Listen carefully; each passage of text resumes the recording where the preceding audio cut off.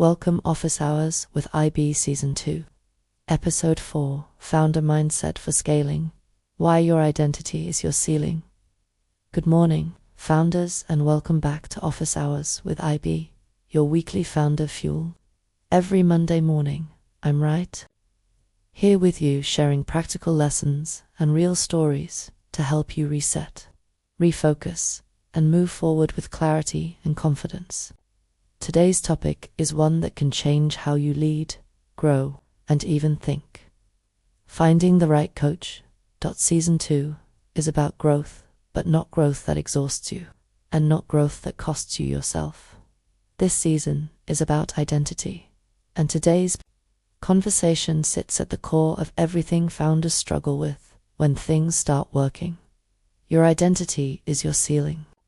Not your funding, not your systems, not your ideas. You will not scale beyond who you believe you are allowed to be. A quiet founder truth we don't name enough. Most founders believe scaling is about adding more clients, more products, more visibility, pressure, but long before the business hits a ceiling, the founder does. Because every decision you make is filtered through your identity. What you believe you deserve, what you believe you can handle, what you believe will break. Your business cannot outgrow your self-concept. The identity that gets you here is not the one that takes you further. A life stage identity is often the hustler, the problem solver's one who carries everything that identity is necessary. It helps you survive. It helps you build. But at some point, that same identity becomes a bottleneck, because scaling doesn't require more effort. It requires a different way of being. Book Insight. The Big Leap by Gay Hendricks introduces the idea of the upper limit problem. He explains that people unconsciously sabotage growth when it exceeds their internal identity of what feels safe or deserved. So when founders say, I want to grow, but their identity still believes success equals burnout, leadership equals loneliness, visibility equals danger, they will unconsciously cap themselves. Not because they lack discipline, but because their identity hasn't caught up to their vision.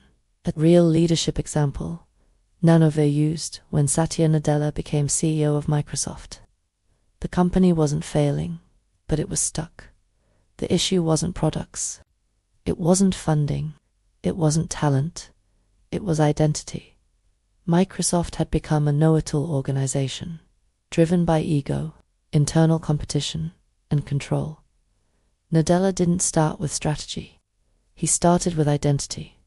He shifted the culture to curiosity over certainty, learning over proving, empathy over dominance. That identity shift unlocked innovation, trust, and sustainable growth.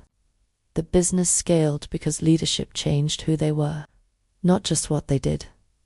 Book Insight, Leadership and Self-Deception, Arbinger Institute. This book explains that leadership failure often begins when people see others as objects instead of partners. Founders who haven't evolved their identity over-control migration to trust, not because they're bad leaders, but because their identity is still rooted in survival mode. You cannot lead at scale from survival.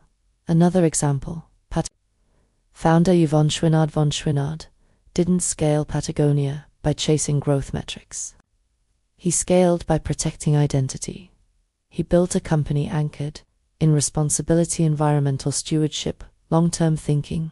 Eventually, he gave ownership away to protect the mission. That decision only makes sense when your identity is no longer attached to ego, but to impact. That's second mountain leadership. What this means for you founders: don't stall because they don't know what to do. They stall because they haven't become the person who can hold bigger decisions, longer timelines, deeper responsibility. You can read every business book, hire every consultant, build every system. But if your identity stays stuck in, I have to do everything myself, or I'm not ready yet, your business will wait for you. Book Insight, Atomic Habits, James Clear reminds, U.S. You don't rise to the level of your goals, you fall to the level of your identity. Your habits are not the problem. Your systems are not the problem. Your identity is setting the rules. Practical work for this week. Very important, don't skip this. Step 1. Identify. The old identity write down. The version of me that built this business believes. Be honest. No judgment. Examples. I must be busy to be valuably. Must be needed to matter rest. Means laziness control equals safety. Step 2. Name the next level identity now. Write. The version of me who can scale believes. Examples. My value is in vision. Not busyness. Leadership. Means trust. Sustainability is strength. Clarity. Beat speed. Step 3. 1. Identity-based action. Asked. What would this next version of me do this week? Not a big overhaul. One small shift. Maybe it's delegating 1 tasks, saying no to 1 misaligned commitment, protecting 1 morning for thinking, making 1 uncomfortable decision. Changes through action. Closing. Scaling is not about becoming louder. It's about becoming truer. Your business doesn't need a more exhausted you. It needs a more aligned one. Remember this. You don't scale by doing more. You scale by becoming more. I'll see you next week.